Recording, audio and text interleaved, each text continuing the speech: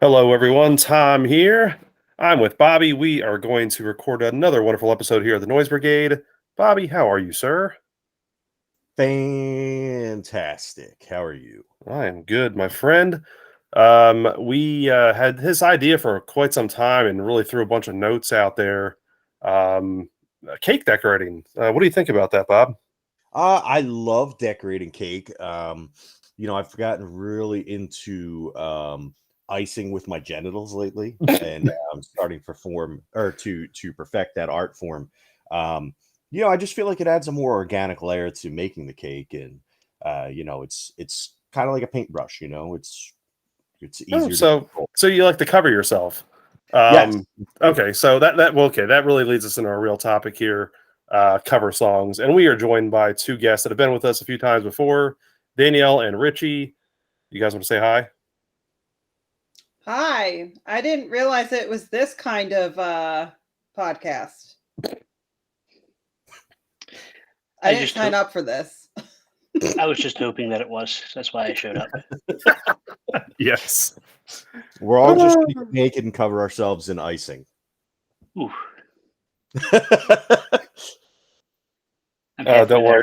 It's audio only for our listeners out there. Is that the end of the podcast? Did we get canceled? So we're doing cover songs here. We've had this idea on and off for quite some time.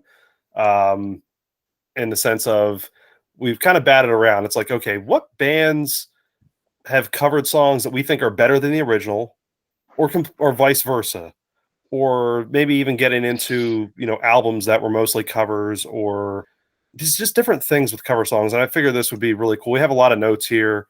We'll all kind of go back and forth, and I'm sure we'll agree on some, disagree on others, and then some we may have no idea even exist, because that's just a lot of music out there to that we're maybe unfamiliar with.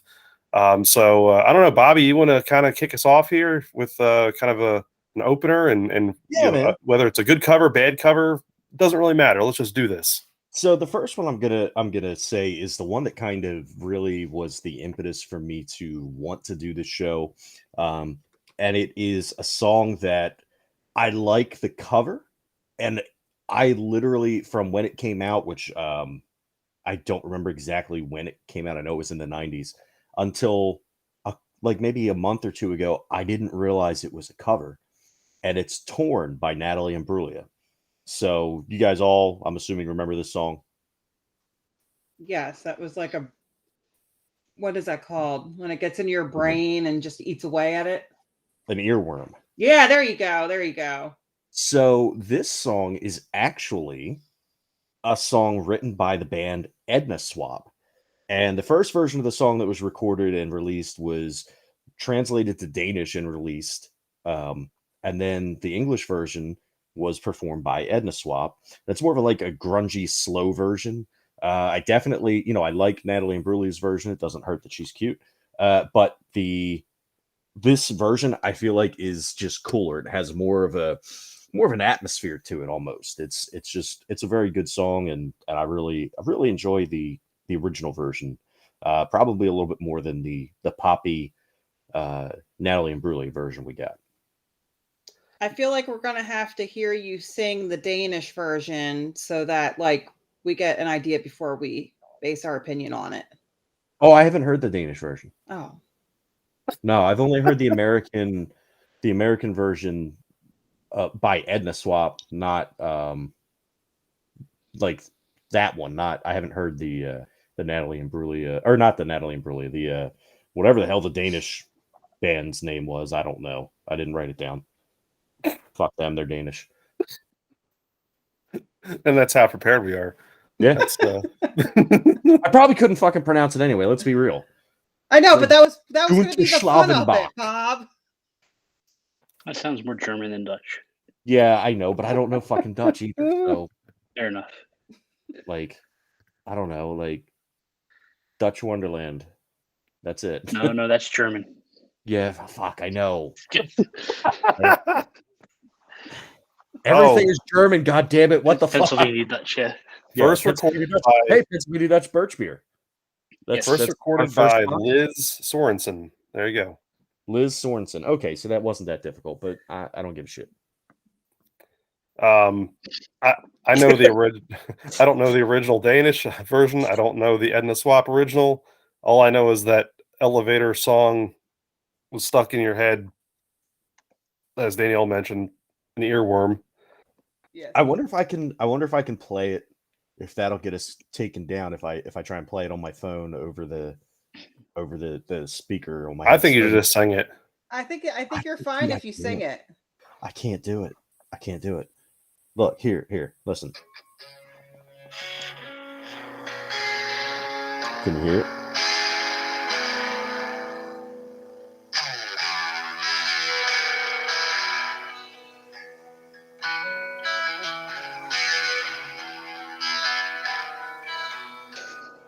That is definitely more grungy. Yeah. Yeah. How many more listeners do we need before we can get like real editors? Oh, like cut in the song. several hundred. Oh, okay. Yeah. No, we could do it. We're just lazy. Plus, this sounds better because it sounds like we're doing it in our like basement, basically. Yes. I mean, it's Florida. This is a lot. This is a lot more fun. So, all right. So you get the fucking point on this one, right? I can put my phone down. Yeah, please. Okay. All right. I mean, before you destroy our 12 listeners. Yeah. Well, that's what I'm. That's what I was aiming for. But maybe we'll pick up one or two Dutch listeners. Yes. No. Well, yeah, we would, but I said fuck the Dutch. So okay. I think that as they listen, they're just going to be like, well, nope, fuck this guy. Yeah. So sorry to our potential Dutch listeners that now I've already turned off because I'm a douchebag.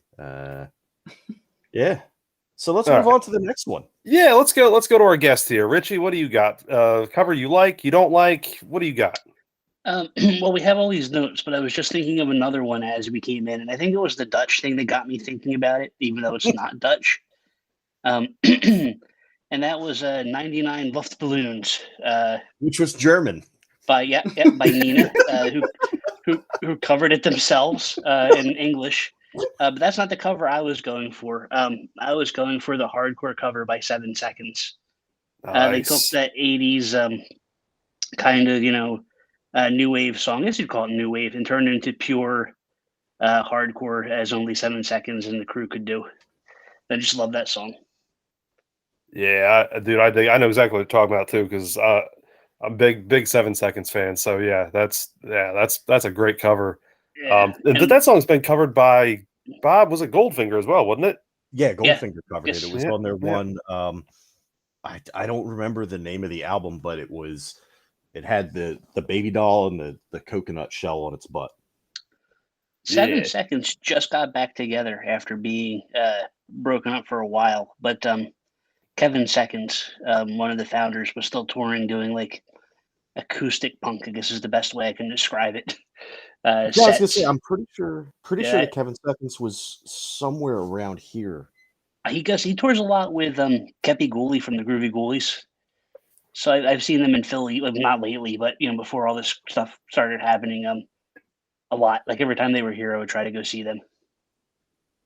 Nice. Yeah, that's cool. That's a good mention. It's funny that the Danish is what took you to get to that point. Yeah. I love how the brain works.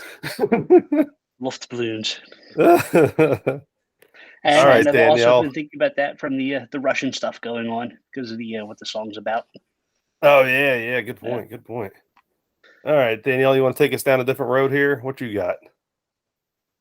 I don't have a lot of ideas written down, but like one of the ones that I did write down was Open Arms, which was covered by Mariah Carey, and she covered Journey.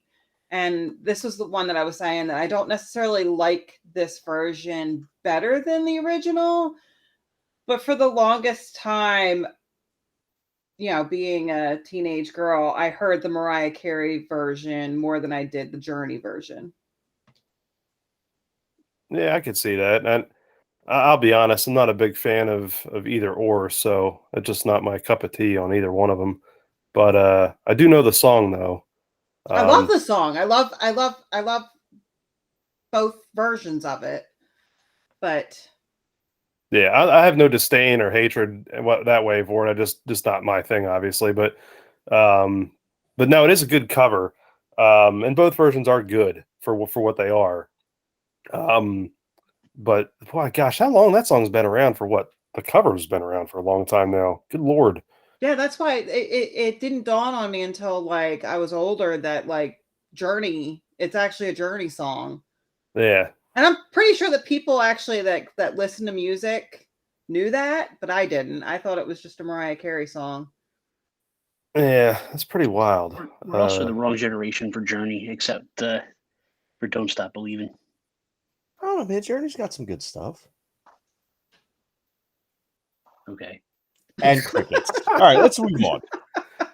All right, I'm going to throw one out. I'm going to throw one out there that I'm just going to talk about because it was more of a recent thing that came up.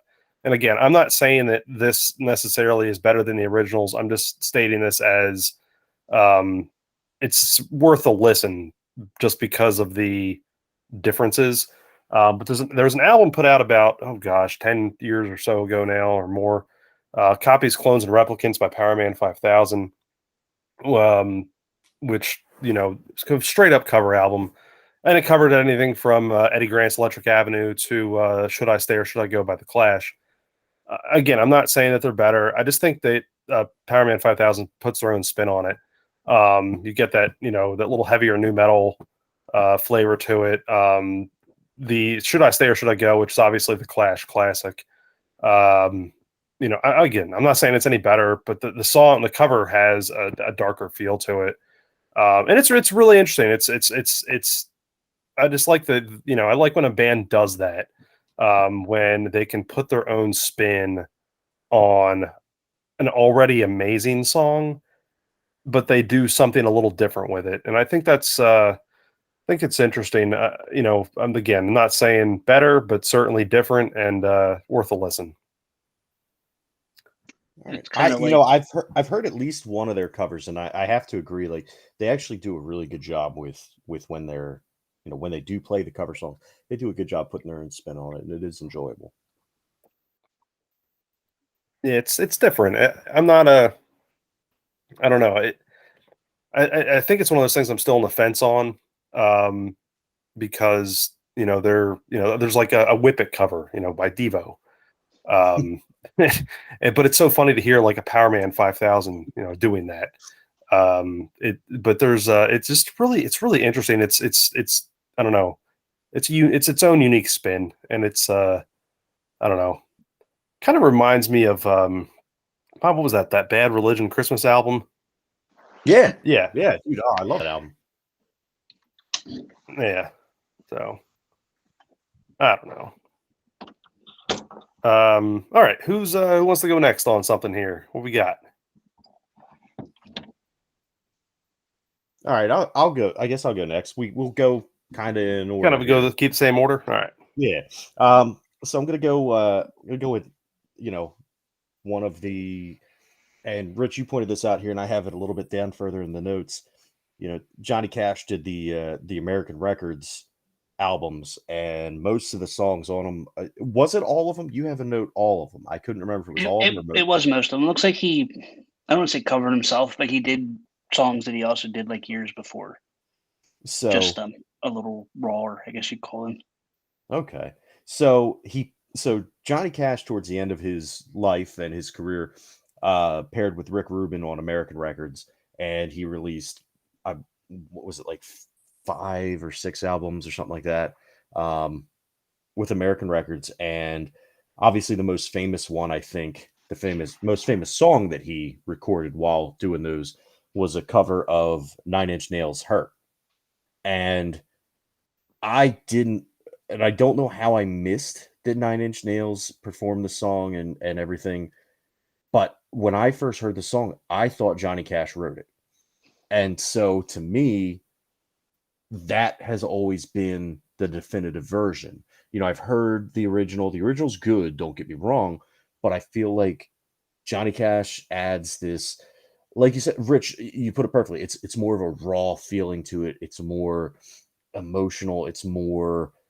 It feels more organic, and I just really, you can feel what he's feeling when he's singing. If you remember the video and the story, I guess, around that particular song is I believe he was singing it to his wife who just passed or maybe passed a couple of years before then. So it was very, very emotional for him, or very dear to his heart.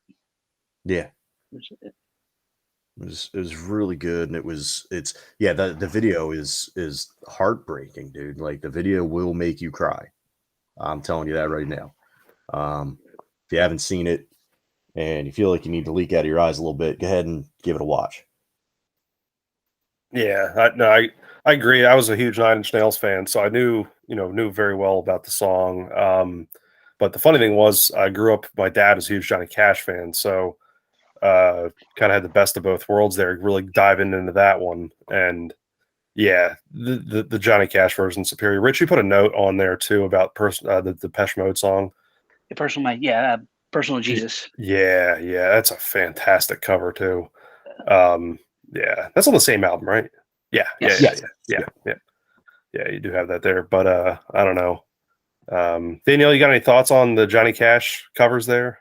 I've always loved both versions, but like I remember that Trent Reznor had like come out and said something about the cover, and like I just looked it up real quick, and it said that when he listened to it for the first time, he felt like someone was kissing his girlfriend, and he added that the cover means more to him than industry accolades like the Grammys. So like, I think that that's something to be said too, when the original artist can like hear what somebody does, and like he made it his own song, Right? even though like he was covering it. Like it's incredibly, like you feel like what he's saying. Yeah. I put a note in there. It's like, cuts to the bone, and I really believe that. There is raw, as Richie put it, raw feeling there, and I think it's a lot easier to get with the original artists in music. It's very difficult to get that in a cover song, and he really nailed this one for that. Yeah, absolutely.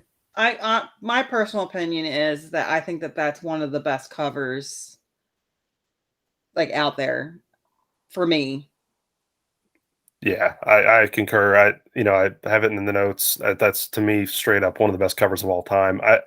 It's very hard pressed to find something, and I think, it's really because it evokes so many emotions, and yeah, it's good. It's really, really good. All right, Bob, you went there with Hurt. Richie, you're up next. Okay. I'm going to bring this one up because Bob said that he has some comments about it. And again, I'm going to go with, I'm not saying it's any better than the original. And in fact, I probably prefer the original. But Institutionalized by Suicidal Tendencies has been covered a couple of times. The two that I like, Adam, though, are the heavy metal. Ice-T covered it with Body Count, turned it into more of a metal thing.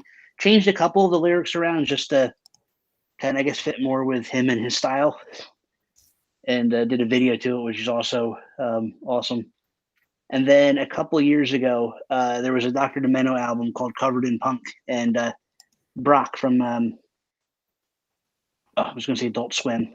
Brack from Space Ghost. Brack, thank you. Yes, thank you. Yeah. He covered it, and a very it was awesome. It was just a fantastic cover, especially the when it gets fast in the middle there. You just hear Brock just go blah, blah, blah, blah, blah, just he's mumbling the stuff. I And love it's just Brack. great. Yeah. I gotta say, the only enemy myself. And he does the oh, he does the guitar. That might my be room. I just wanted a Pepsi. That might be my new favorite song of all time, It's and I great. still haven't heard it yet. That's a great album too. I'm talking about covers in general. It's Covered in Punk by well, not by Dr. Demento, but it's a Dr. Demento album. Cool. Okay. I'm gonna have to check that out. Yeah. So I love that song. That's my favorite Suicidal Tendency song. I love there's a cover by Census Fail. So when Tony Hawk American Wasteland came out on Xbox and I think Xbox 360 and PlayStation 2 and 3, they released the soundtrack because it's all like, you know, greatest hit punk songs covered by newer bands, like classic punk covered by newer bands, and that's on there, and it's an awesome one. I've never heard the Body Count version though. Oh, it's like I said, I like it. You kind of gotta like Iced Tea. Yeah, I'm gonna check that out because I don't know. That sounds super interesting. I've never heard that either. So yeah, we'll check that out. And again, this is Iced Tea doing metal, not Iced Tea doing rap. Right. It's Body Count. Yeah. No. Yeah. Yeah. No. That sounds interesting. That's cool. All right, Danielle, you're up next. Right, Danielle, what do you got? The next one I have is similar to like the Johnny Cash one, where like they took it and they really made it their own, and you could really feel what they were saying. Was Whitney Houston covering Dolly Parton's "I Will Always Love You," and this was one that, like, for the longest time, I didn't realize that this was a cover, but I mean, it's a beautiful song, and both ladies sing it very nicely. And I mean, you gotta love Dolly Parton. Yeah, this is one too. I'll be honest with you. I didn't know that this was a cover either. I really didn't. I guess because Whitney Houston just so iconic that it's one of those that's like she could pretty much take anything and think it was hers. So, and it's Dolly Parton. It's not like she just was covering somebody that was like a no-name person. Like, Dolly Parton is Dolly Parton. Exactly. You get one icon covering another icon, basically. Is that one of the ones that was written by Willie Nelson? No, I think it was written by Dolly Parton.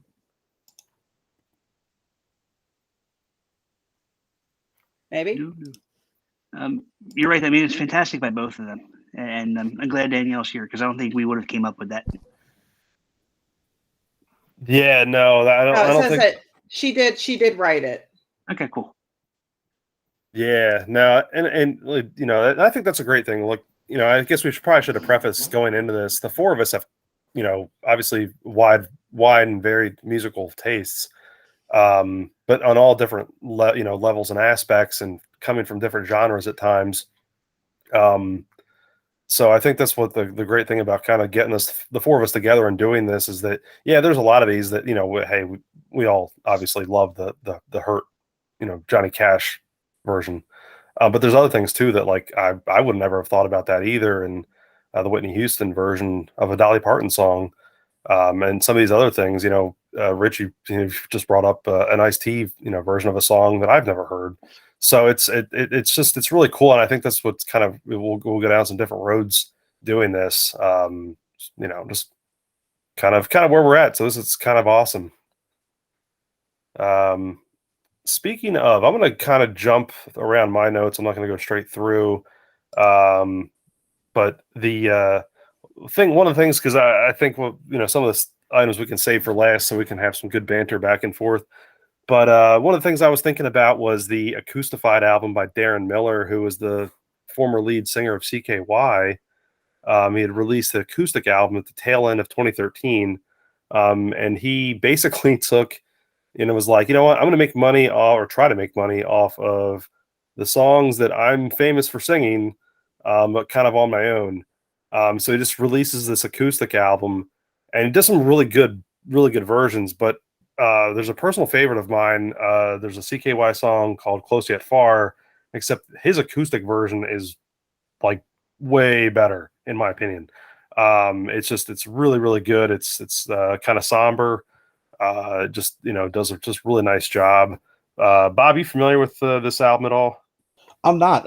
I'm looking at your notes for it though, and it's making me need to check it out because I love the song "Close Yet Far" is an amazing song. So, yeah, the whole album's really really good. I'm actually familiar with this one. Yeah, Danielle knows because I have it, routinely in my playlist whenever we're going somewhere. So, I don't know, Danielle, what's your take on it then? Since I have to make you listen to it every so often. Well, you know that like 96 Quite Bitter Beings is in my Halloween music playlist. So obviously, I really love his version of it. Like like you said, it's like kind of somber and like almost like creepy sounding because of the acoustic. Yeah, it puts it on a different level. It's interesting. It's a little more raw in a way, but it's not as, I don't know, it's not as in your face as some of like the CKY stuff, because CKY stuff is, kind of a little all over the place at times, especially the earlier stuff that he covers, but it's a really good album. It's certainly worth checking out. I have a hard time like not listening to the whole thing through, but yeah, the 96 Quite Bitter Beans covers a great one, and but the Close Yet Far is probably my favorite on that album. So yeah, definitely one worth checking out, especially if you're a CKY fan. All right. Yeah, I'm gonna listen to that one. Yeah. So all right, we're bouncing it back to you, sir. What do you got?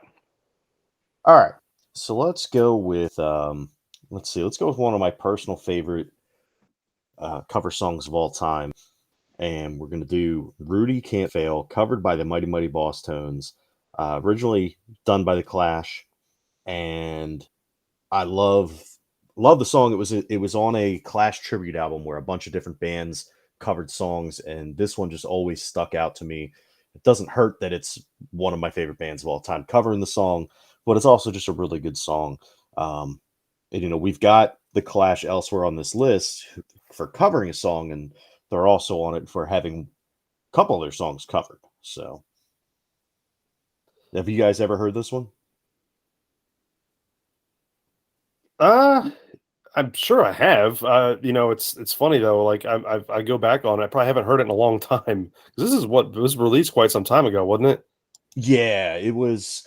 God, I want to say the early 2000s. I'm gonna look it up. Yeah, because I was familiar with a lot of the Boss Tone stuff, but I just don't recall. I don't recall this for some strange reason. I remember vaguely hearing it. I'm sure I did. Hell, I was probably with you. Yeah, dude, it probably. I mean, let's be real here. Let's see. Shoot, I can't find. I'm gonna have to listen to this like later because like I have a song in my head, but I don't think it's that one. Yeah, and I can't find the album. Well, just sing us a line, Bob. Sing us a line. I'm not singing. I'm not. Listen, do you want to get rid of all of the Danish listeners that we just got? You don't want them to hear me sing right now. My voice is shot. Dude, it's hard to get rid of 0 listeners. And they're German, Bob. They're German. No, the Danish people started listening until I started saying German stuff, and then they got offended because I said fuck the Danish, and then they stopped listening. But maybe some of them came back. And Bob, the real reason World War III started was because you just made that statement. Thanks. Oh, fuck Putin. But I've got nothing against the Danish people other than they put those wonderful cookies in those tins, and then people replace the cookies with sewing kits, and then I get pissed off. Those blue tins that we're talking about? Yeah. Oh, that's funny. There's rarely is there a time when I don't want cookies, and I see one of those, I'm like, yo, those are those bomb-ass Danish butter cookies. I really want some of them. And then I open it up, and it's fucking needles and thread. And, I learned my lesson. You don't put that shit in your mouth. No, don't ever put needles in your mouth. Yeah, fool me once, shame on you. Fool me twice, it's probably because you put fucking sewing supplies in a fucking Danish cookie. Oh man. All right, Rich, we're going to you now that Bob's been talking about Danish cookies and sewing Gotcha. kits. One of the ones when you first mentioned covers, one of the ones that surprised me when I found that it was a cover. Growing up, we always listened to classic rock in the car. So I've always known Blinded by the Light to be by Manfred Mann. And Yeah. it was actually written and recorded by Bruce Springsteen. And I'm not a big Bruce Springsteen fan. But when I heard it in the car one day, listening to like satellite radio where you play like that weird stuff, I'm like Bruce Springsteen's covering Manfred Mann, and I had to go look it up. And he famously said in an interview that, yeah, I wrote this song and it didn't become a hit until somebody decided to make it about feminine hygiene products. Because when you listen to Manfred Mann, it sounds like they're saying revved up like a douche. And it's actually Deuce the car. And it's an interesting song, but yeah. It does totally. Like, I thought that's what it was for the longest time. I'm like, why is he singing about douches? It's like a classic mainstay of radio. Like you hear it all the time. You hear the Manfred Mann one and never the other one. Yeah. I was gonna say you're right. You're dead on. Yeah, that's the only one I'm even familiar with. Yeah. I feel like I knew that at some point, and I just completely forgot about it. Which me and Bob are both originally from Jersey, so you'd think we'd love Bruce Springsteen. But I don't know about Bob, but I've never been a huge fan.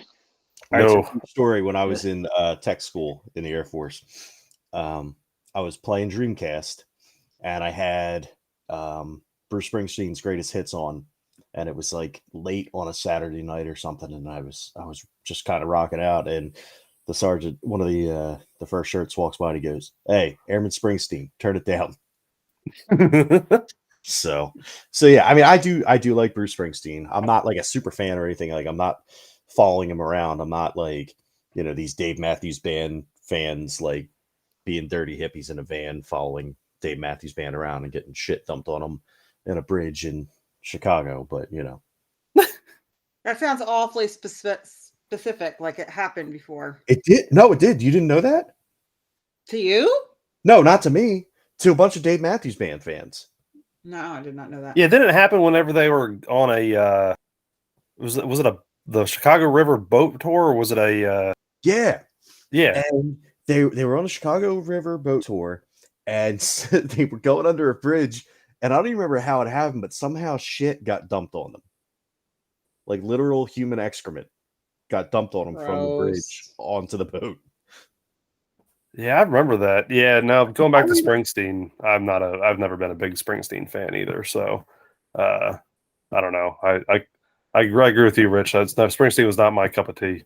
I have nothing against him. I just never quite understood it. Yeah, I'm kind of the same way. Like, I was never going to go run out and buy a Springsteen record. Like, that just was not going to happen. But it felt like it was on the radio, or just like, you're not going to change the station. No. Yeah, just not anything I'm going to run out to go see or listen to though. So sorry, Bob. No, it's cool. Listen, but I really need this answered, and maybe you guys can answer it for me. Besides the obvious answer of it's the fucking NFL. But so this past year, the NFL had the Super Bowl area in LA, and they had a bunch of famous rap artists from LA and Detroit, because Eminem was there. They had them at, perform in the Super Bowl because it was LA, right?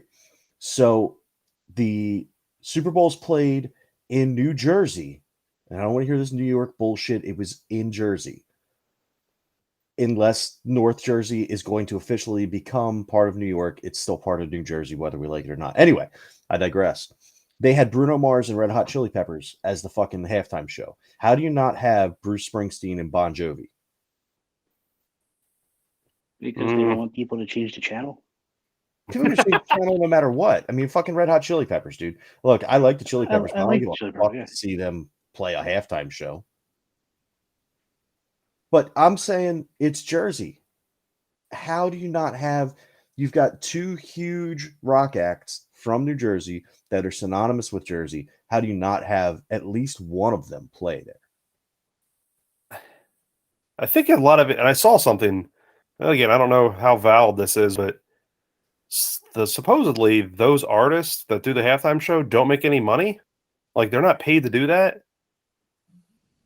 Oh, I think I saw that Yeah, somewhere. you're Like, correct. yeah, they're not paid to do that. So, granted, obviously it exposes them more, but most of the people that do that, the exposure they're getting, I don't think really affects their bottom line.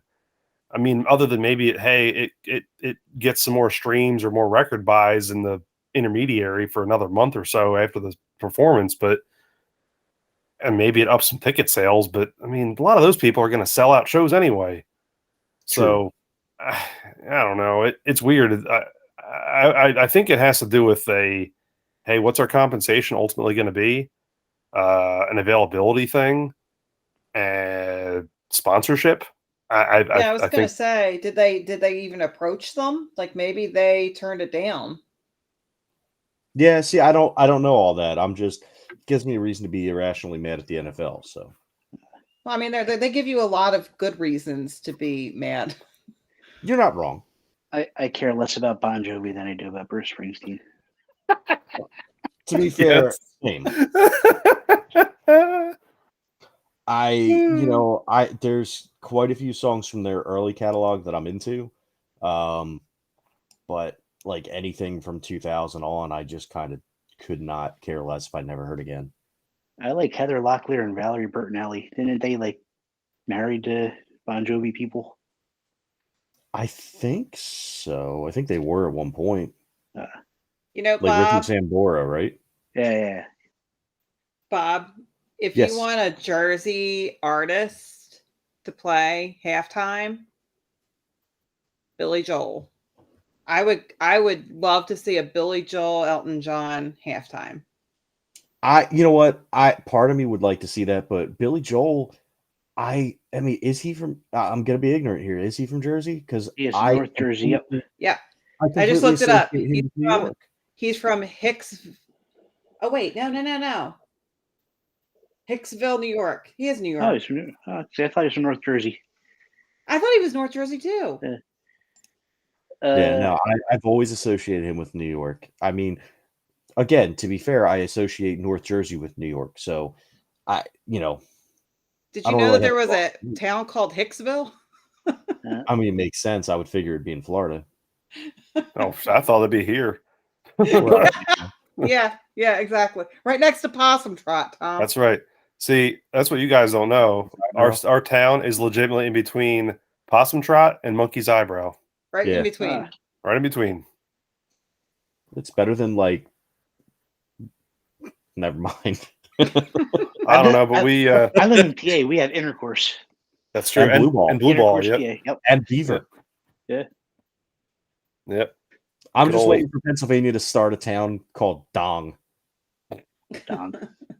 Dongsville. That's what we're gonna do. That's our next step in life. We're just gonna You're gonna make go our own found town. a town. We're gonna find a town kind of like SimCity style, unincorporated Donkey burg of Dongsville. Welcome to historic Dongsville. Yeah. Speaking of Dongsville, Limp Bizkit covered Behind Blue Eyes, and it's the worst cover ever. Dude, no, false. I will right. agree. I second that motion. All right, wait. Whose motion do you second? That Behind Blue Eyes is the worst cover. Of all All right, time, yes. Yes. Is it though? Is it really the worst of all time? Yes, it is. That He song is raps halfway awful. through it. He raps the band name, I think. Yeah. L-I-M. It sounds like a speaking And saying or whatever. and no one knows what it's like to be the sad man. And this is Fred Durst singing it. Fuck Fred Durst. Yeah, listen, I agree with that 100%. He should go hang out with Kevin Smith. You know what? Maybe you should go hang out with both of them. You should hang out with them.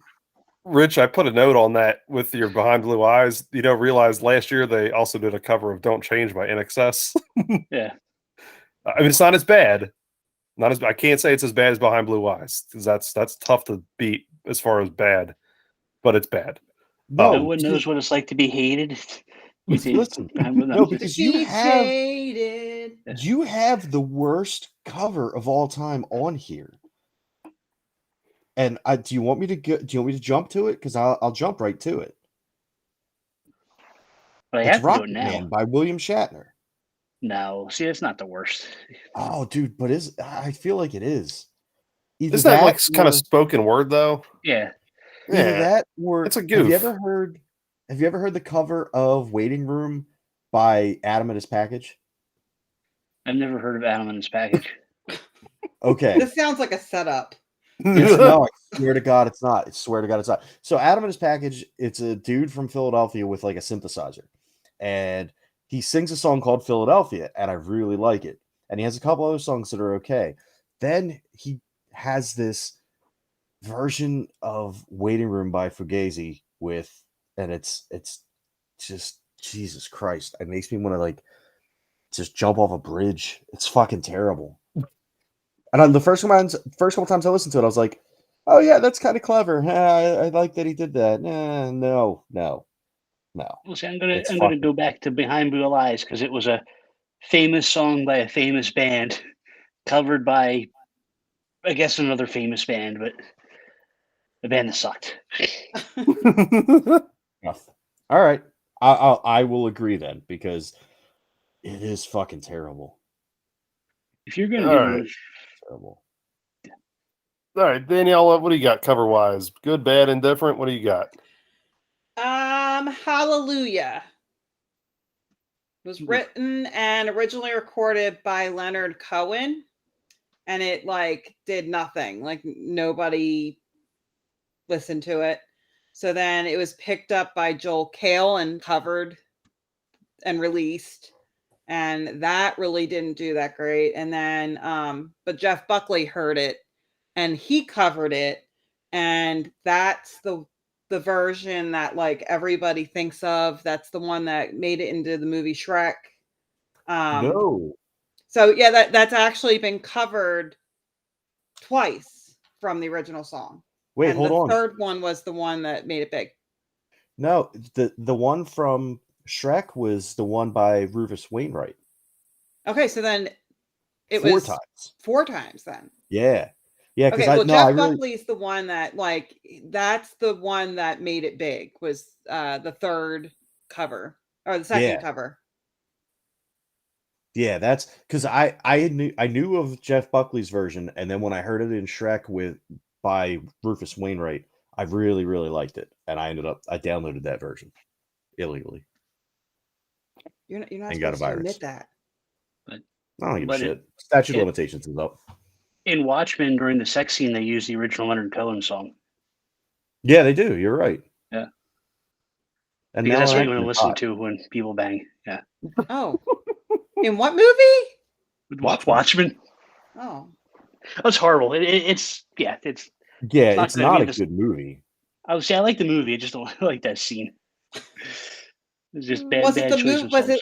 Was it the music they chose, or was it? Yeah, the yeah. actual, You don't want to like, watch two actors? people. First of all, you don't want to watch those two people have sex. Who And was then it? second, Malin it Ackerman was is, but with me. I can't think of. I don't remember his name. The woman was. It's Malin Ackerman. Thank you. Yes. It's who? And But still, you shouldn't have sex to Leonard Nolan Cohen's Ackerman. Hallelujah. I forget what the dude's name is, but Yeah. yeah, he's not like superhero body kind of guy. He's like dad bod. It was the song to sex thing. You don't want to, like I said, you don't want to link those two, especially the Leonard Cohen one. None of them. I don't want to listen to any of them. They're Yeah, I mean, They said fairly. that the Leonard Cohen they're one not was exactly like a romantic song. No, they said that the Leonard Cohen one was more of like a hymn, it is. It's very much And like him. then- I'm a big Leonard Cohen fan, so yeah. and then they added kind of like the sex connections to it as it went along. One of he rhymes Hallelujah with Do Ya in the song too. Yeah, I mean, it's brilliant. It's brilliant. It's wonderful. I love Leonard Cohen. Yeah, that's true. I forgot about that. Yep. All right. I'm going to throw one out there just so we can kind of see where we stand on this one. Because I know where I stand on it, but I'm really curious to see where everyone else that stands on it. It sucks. Smooth Criminal by Alien Ant Farm, originally by Michael Jackson. So I rescind my it sucks. It's actually really good. You got to do that again because it cut out. Your mic cut out. There you go. I was gonna say it's probably because I went too high and broke the microphone, or it detected a sexual predator and it just cut off. Yeah. I was gonna go with the more of the da-da-da-da-da-da-da-da-da, but you went all out. Listen, that's the only way I know. You know, look, this is one of those things that this is a straight up like I don't know. I don't really know anything else by Alien Ant Farm, honestly. I do. I know you do. Fuck you.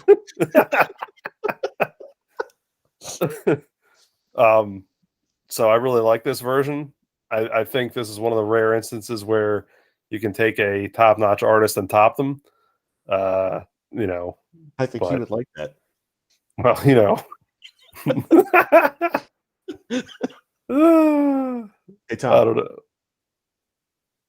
Not answering you. Hey Tom. Not answering you. Hey Tom. Not answering you. Hey Tom. All right, Richie, what do you think on this one? What do you think? What's your take Fuck on you, Smooth? Tom. I knew it. Trying to get around you. No, I agree. Like, I think I may have known about the Alien Ant Farm version before the Michael Jackson one, or What? knew it better. Yeah, I remember that video coming out. I was never. I mean, I had Thriller. I don't remember if it was on Thriller or not. I don't know. I wasn't a huge Michael Jackson fan. Well, I mean, I wasn't like. Well, no, that's not true. I was. I dressed up as. I remember Billie Jean. I remember Ebony and Ivy. Was that the one he did with Paul McCartney? He did a couple of songs with Paul McCartney. Yeah, I was never a fan of that song. Oh, I didn't know. I forgot about that that's one. The thing. I didn't know that song. I was a Michael Jackson fan. I didn't know that song, but I fucking knew "Smooth Criminal." No. Matter of fact, I can tell you this: you and I were at a.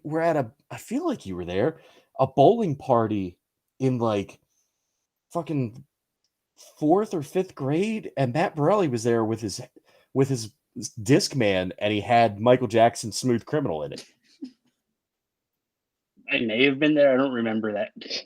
Wow, that's a really specific memory. It is. Wow, I remember people.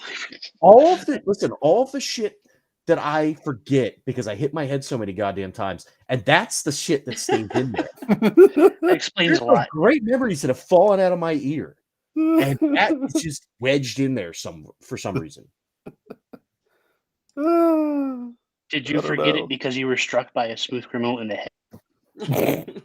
I mean, possibly. That's good. Good job, Rich. Thank you. I appreciate that. Oh man, Danielle, you got any thoughts on "Smooth Criminal" by Alien Ant Farm? I think it's okay, but I don't think it's better than the original. Fair enough. Yeah, I don't know. I will say that whole album is really good though. The song "Movies" is really good. Calico is really good. There's some real good songs on that album. So fuck you, Tom. Like just to paraphrase Norm Macdonald, one of them was a one-hit wonder in the 90s, and the other one was a homosexual pedophile.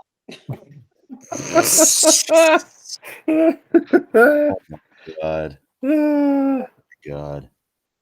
Oh man. No, I'm a big, like I said, a big fan of that song. By both artists. I'm not certainly not a Alien Ant Farm fan like Bob is, so I have no frame of reference on their other work.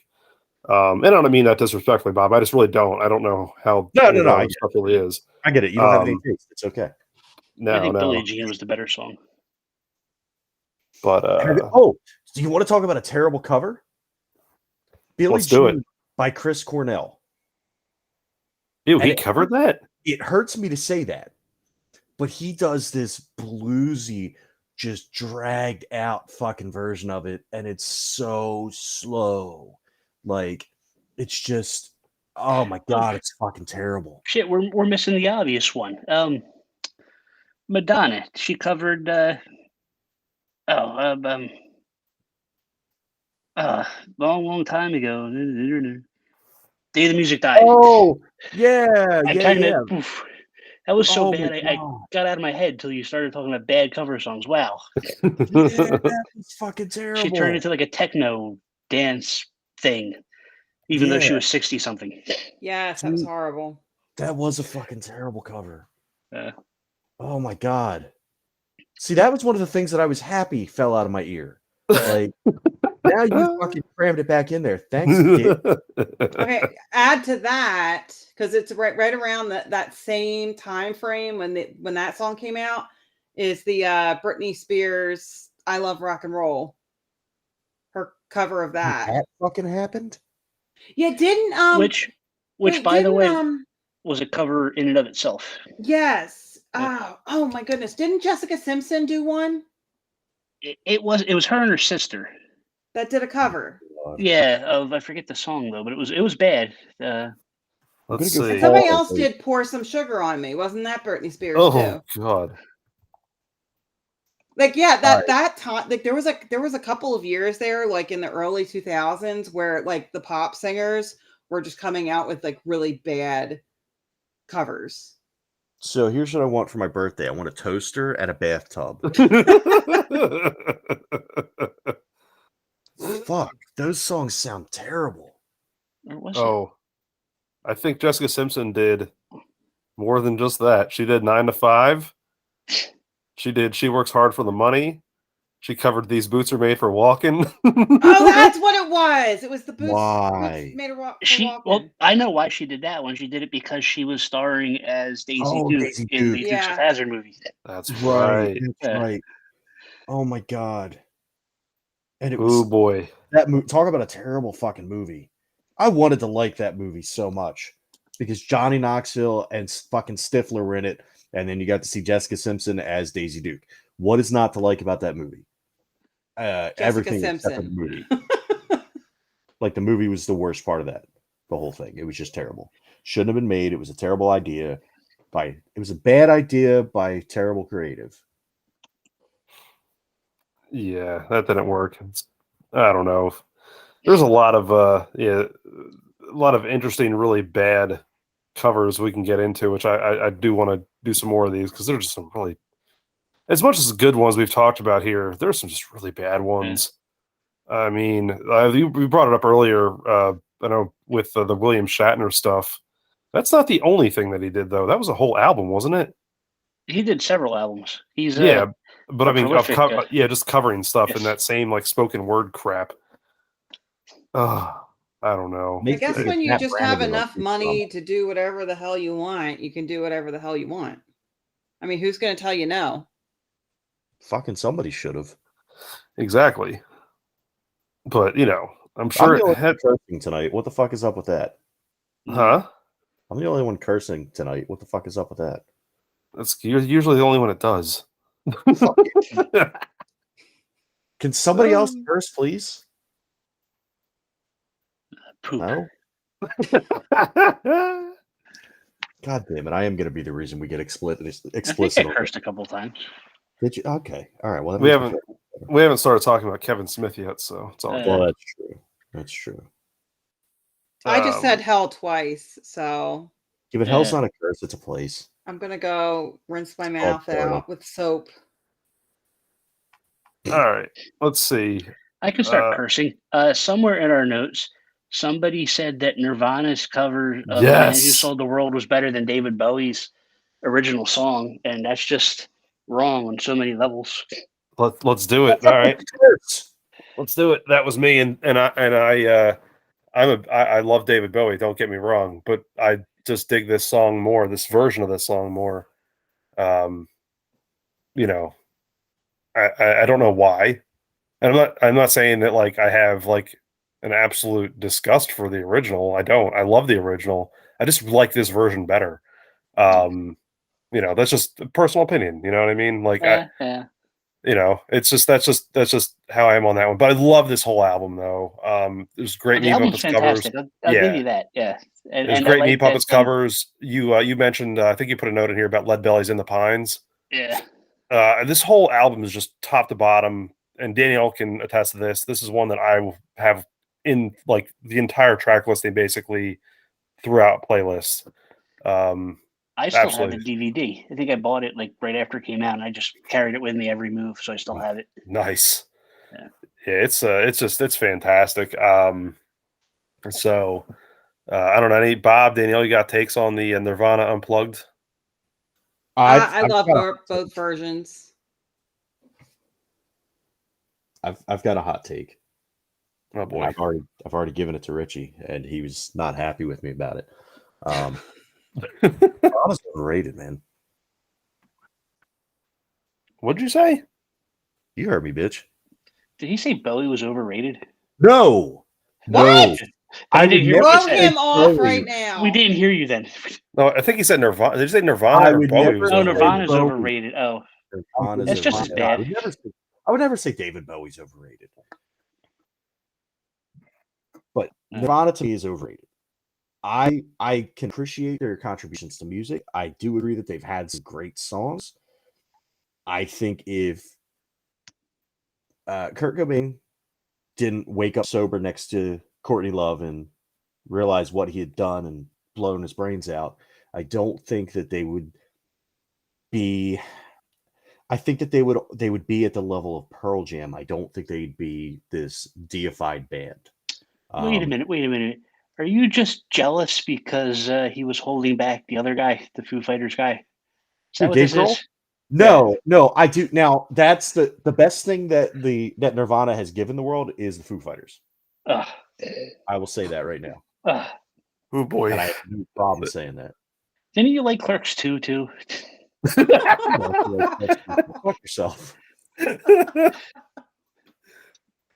Look, Nirvana is one of those funny things for me. So I remember really getting into them, not right around the time Cobain died, because I was younger at the time, so I really got into them then. But then as I got older, I started really appreciating more of their work as it got on. I think, Bob, I think you're correct in the sense of the deified stuff. Like they're put on another pedestal because Cobain died at 27 in a very horrific circumstance, and the whole Courtney Love stuff around it, whatever. We can go down those roads on a whole nother episode. But to belittle them down to Pearl Jam, dude. Listen, let me tell you something. So, you know how you can make, and here's the thing. I will say that I do like Nirvana much more than I like Pearl Jam. But there's a lot of bands I like a lot more than Pearl Jam. Yeah, no, dude, listen, I'm with you on that. But I'm saying I don't think they would have been. I just don't think that they would have maintained. And part of it is I wasn't a huge Nirvana fan as a kid. I never got any of their albums. So like I heard what was on MTV and what was on Y100. I never really deviated beyond that. So maybe if I would have deviated beyond that, I'd have been super into them. I don't know. But I will say that in Fallout 4, I did name one of my custom shotguns Kurt Cobain's microphone. Jesus. I think I'm offended. What?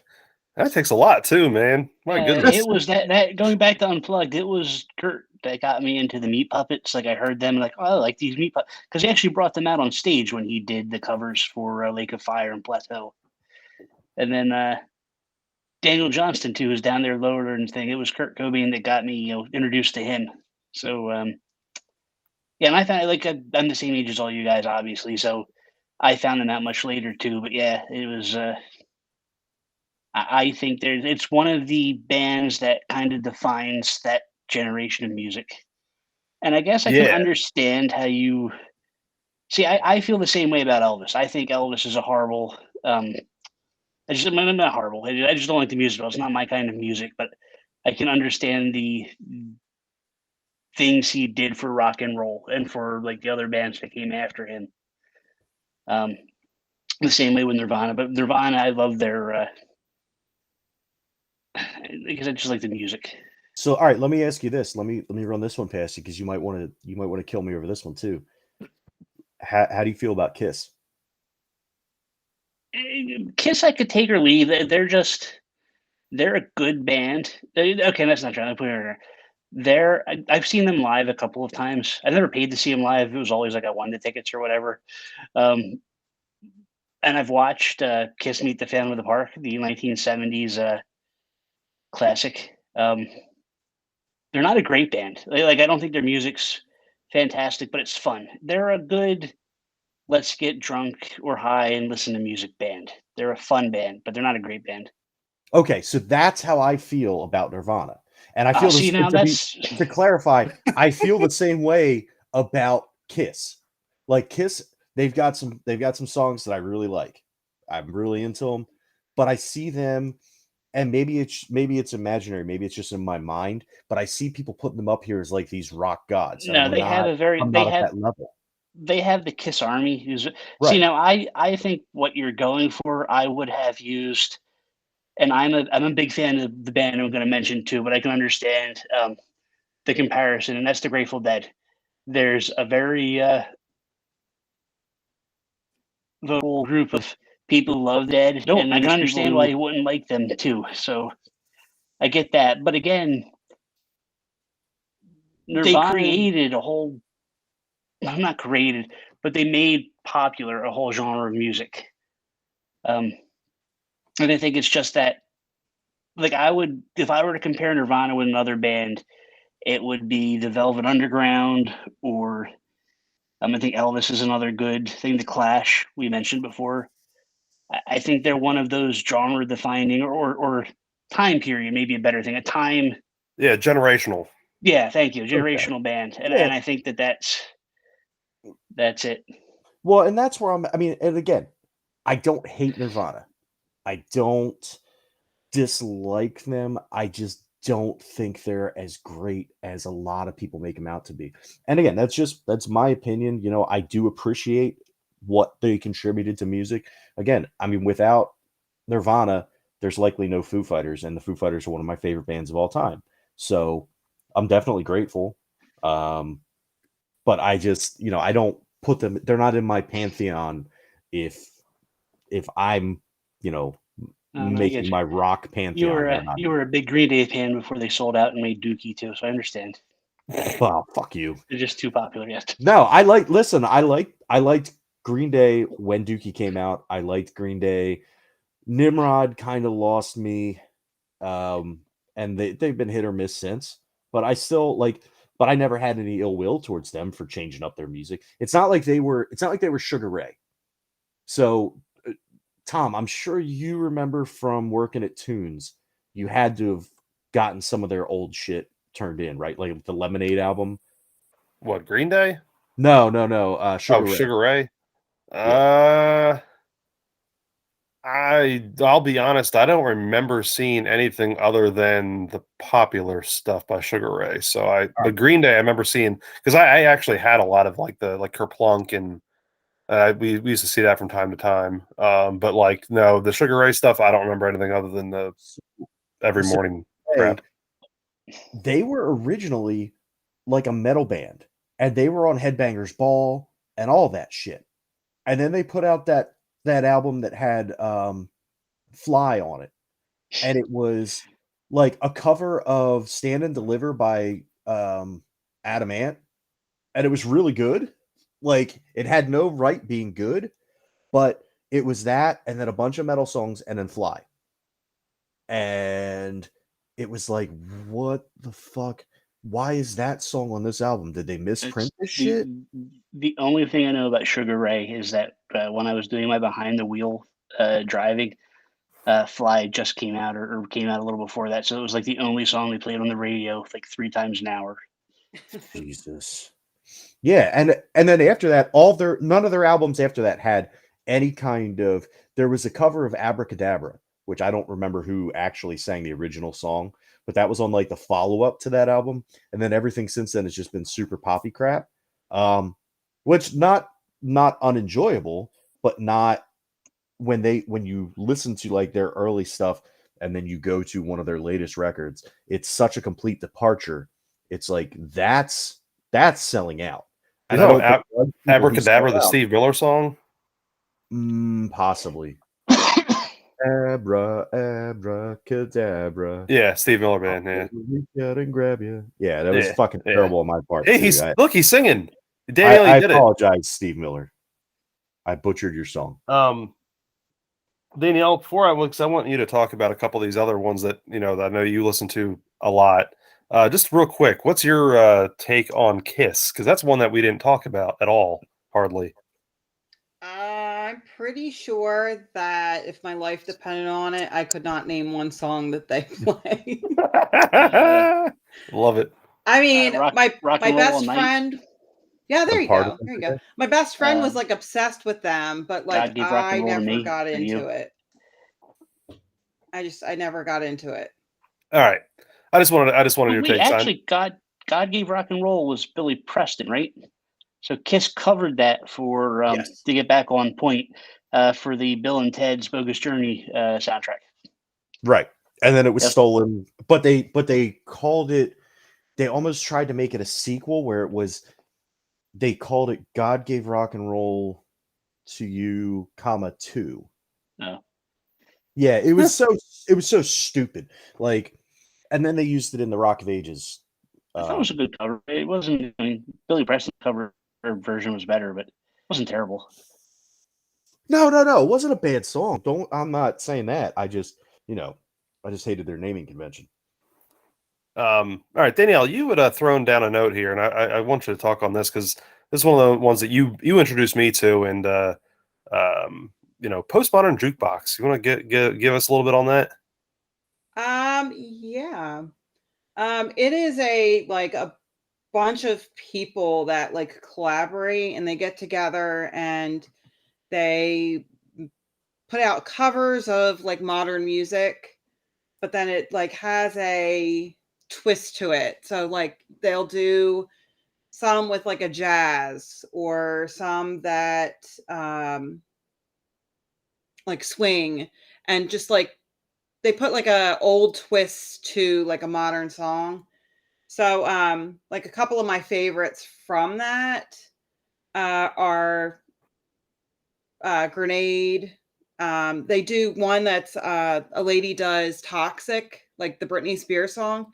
And I love that version even more than like the Britney Spears version.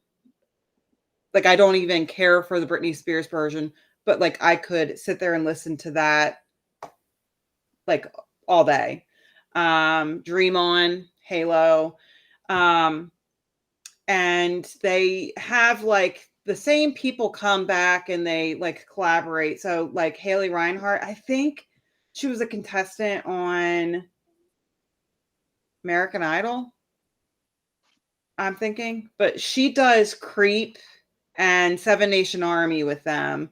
And both of them are like phenomenal. If you're going to check one out, Creep is like probably the most popular from that whole like YouTube channel. So is it Creep by Radiohead or is it Creep by TLC? It's the Radiohead cover. Okay. Yeah, and she does it like fantastic. I mean, Nice. like Yeah. the girl's got a voice.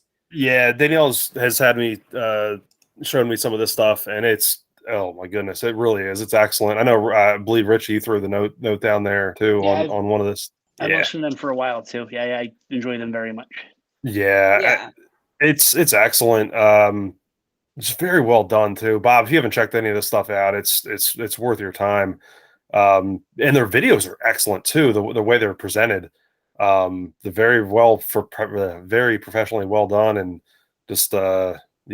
Especially covers. if you like big band sounds like that. That's a lot of what like they'll have ones that like have horns on them, and they had a couple that have like the violin. So it's like a ever rotating group that comes in depending on what song they're doing. But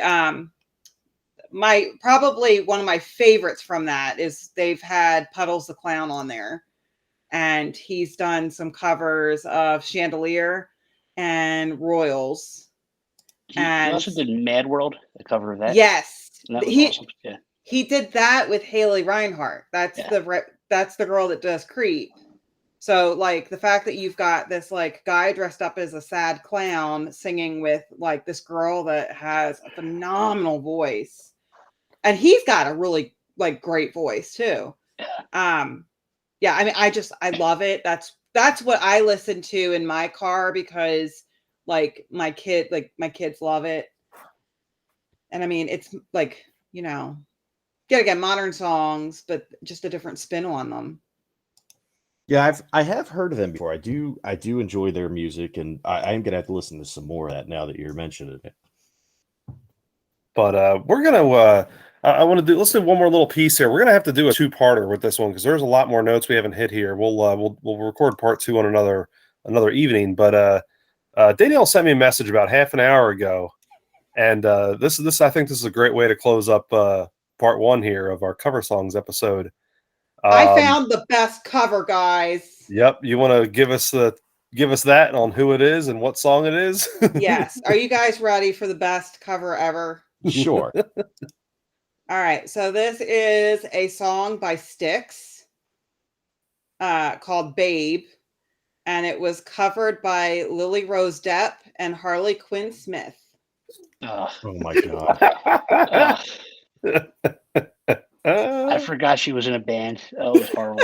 Wait, she's in a band? Yeah. Look, even I don't like that. And I don't know if it. Yes, just I was going to say that Lily Rose Depp's attractive. I don't know if she's attractive because she's sitting next to Kevin Smith's daughter, and that just makes her look attractive, or she's actually attractive. I've been sitting on that information for about an hour now. Yeah, they did Yoga Hosers. They did the band in Yoga Hosers, and it became like a real life thing. Oh no! Like I said, man, even I can agree with you on that one. I'm not. I wish my daddy was semi-famous. Our dad's famous. Don't be. I want to go back. Going back to Mad World, though. That was he covered.